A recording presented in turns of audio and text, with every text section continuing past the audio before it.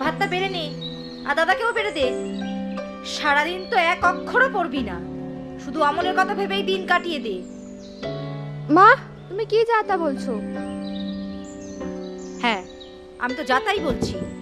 তবে শুনে রাখো, তোমার বিয়েটা দিতে পারলেই আমি একটু নিশ্চিন্ত হই। মা, এবার থামো তো। আমাকে নিয়ে তোমার অত ভাবতে হবে না। অমল বলেছে ও একটা চাকরি জোটাতে পারলেই আমাকে নিয়ে যাবে।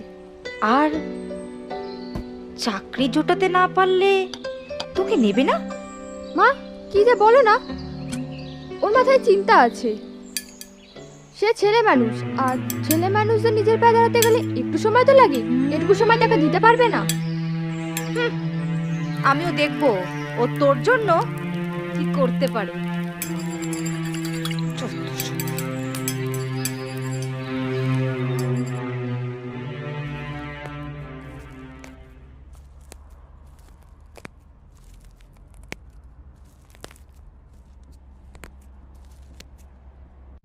আমার বারণ সত্ত্বেও আবার ধান কাটতে ঢুকেছে। রুই, হ্যাঁ দাদা, ওরে আজকে কচু কাটা করুন।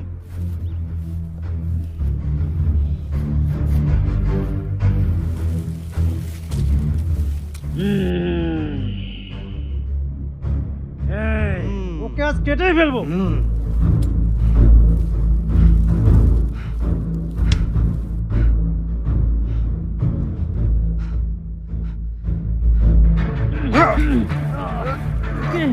শালার দিকে নিয়ে আয়,